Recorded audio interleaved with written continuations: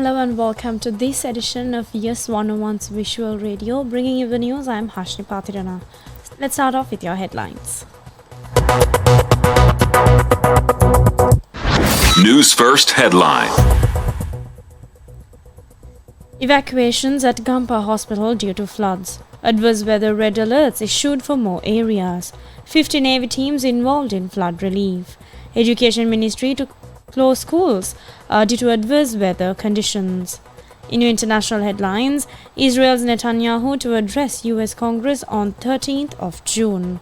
And in your sports headlines, clinical Afghanistan too strong for Ganda in Guyana.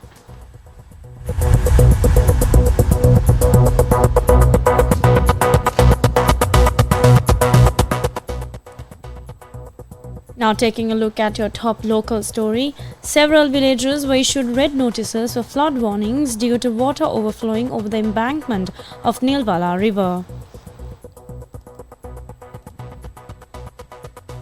Now the Director of Hydrology Unit of the Irrigation Department, SPC Sugishwara, said that warnings are in effect for many villages in Tihagoda, Matara and Malimbada.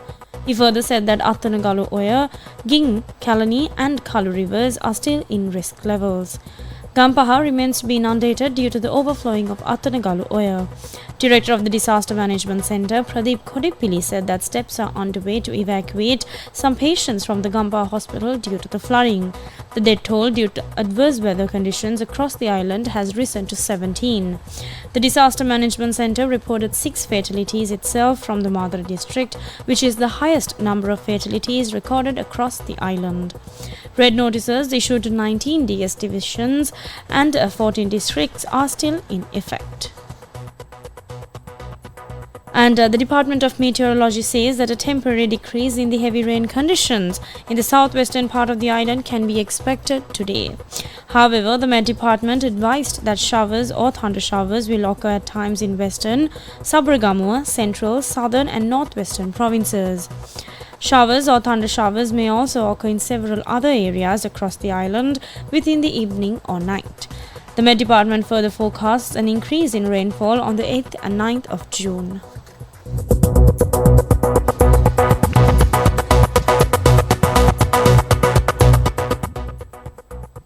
Moving on to more local news, amid severe weather conditions, the Navy has deployed its relief teams to aid flood-affected communities in the western, southern and Sabaragamuwa provinces.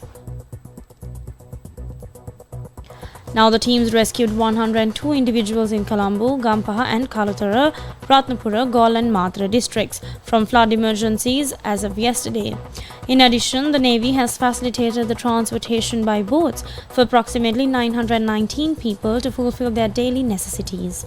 A total of 50 Navy teams are actively engaged in relief efforts across various affected regions. Specifically, there are 14 teams operating in the Khadwela, Meetotamulla, Seethawaka, Hangwal and Biyagam areas of Colombo, and 9 teams in the Badrulia, Bulat Sinhala, Ingiriya and Valipan areas of Kalutara district, 4 teams in Dompe, Gampaha and Vayangod areas of Gampaha district, 2 teams in Kalavana and Kirial areas of Ratnapura district, 6 teams in the Thavalama, Udugama, Baddegama and Nagar areas of Gaul district, and 15 teams in the Matara, Malimbada, Akurasa, Panatugama and Kamrupiti areas of Matara district. Now these teams are working diligently to support the affected communities. Moreover, the Navy has prepared additional relief teams to rapid deployment in collaboration with the disaster management centers.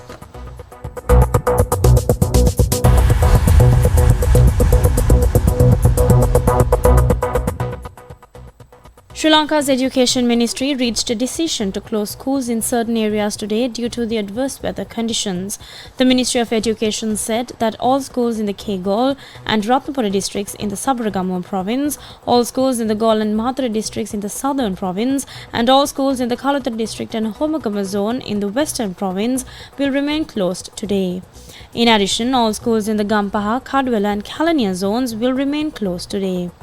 The ministry said that decisions related to conducting school activities will be based on the weather situation and will be communicated to the zonal education directors by the respective authorities.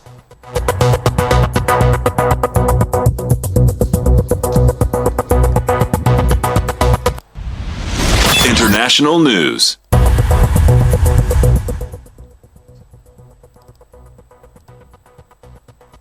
Now taking a look at your international news for this hour. Israeli Prime Minister Benjamin Netanyahu will address the US Congress on the 13th of June amid mounting pressure for the American ally and Hamas to agree to a permanent ceasefire. The development comes with Netanyahu facing intense criticism of the civilian death toll in the war in Gaza, which has ratcheted tension with President Joe Biden's administration. Biden is expected to be in Italy for a G7 summit during Netanyahu's stopover, although the Democrats' timetable for a week on Saturday has not yet been officially announced.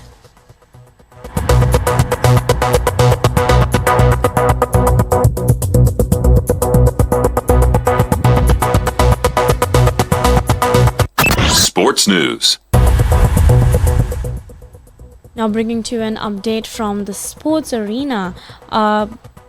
An exceptional opening stand and Fazal Haq Farooqi's 5-wicket haul gave Afghanistan a 125-run win against Uganda in Guyana. Now, Fazal Haq Farooqi gave Afghanistan the perfect start, dismissing Ronak Patel and Roger Mukasa off back-to-back deliveries while he missed out on a hat-trick. With Riyazat Ali Shah surviving by the barest of margins, Afghanistan had their third when Mujibur Rahman dismissed Simon Sezai for 4. When Naminul Haq, the third bowler to be introduced in the game, picked 2 wickets in his first over, Uganda were in dire straits. A brief stand between Raizat Ali and Robinson Obuya steadied the ship temporarily, but Farooqi returned to deliver further blows and strengthen Afghanistan's grasp on the game.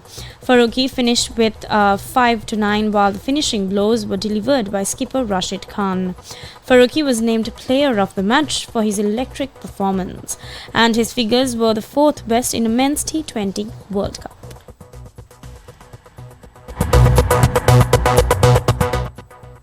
And with that, we wrap up this edition of Yes 101's Visual Radio. Bringing you the news, I am Hashni Patirana.